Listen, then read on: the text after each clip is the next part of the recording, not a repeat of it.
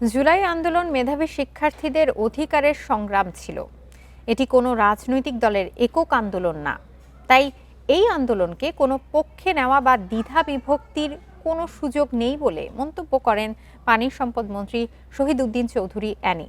মঙ্গলবার জাতীয় প্রেস ক্লাবে ফ্যাসিবাদ ও স্বৈরাচার প্রতিরোধ, ন্যায় ভিত্তিক বৈষম্যহীন সমাজ গঠনে বিভাজন নয় ঐক্য শীর্ষক আলোচনা সভায় এইসব কথা বলেন তিনি।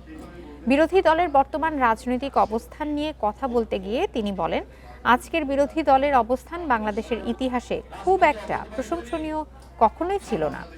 বিএনপি রাজনৈতিক অভিজ্ঞতা নিয়ে এখন ক্ষমতায় আছেন। আজকে যারা জুলাইকে নিজের অর্জন বলে প্রচার করতে চায়, তারা 5 আগস্টের আগে পর্যন্ত কোথায় ছিলেন সেই প্রশ্ন করেন তিনি। 17 বছর লড়াই সংগ্রামের কথাও বলেন পানি সম্পদ মন্ত্রী। সবাই তাকে সহযোগিতা করলে দেশে কোনো অভাব থাকবে না, এমন আশাবাদ করেন তিনি।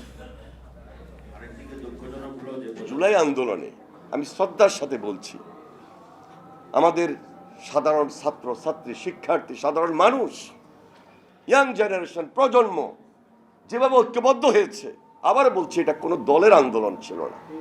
এটাকে কারোর পক্ষে নেওয়া,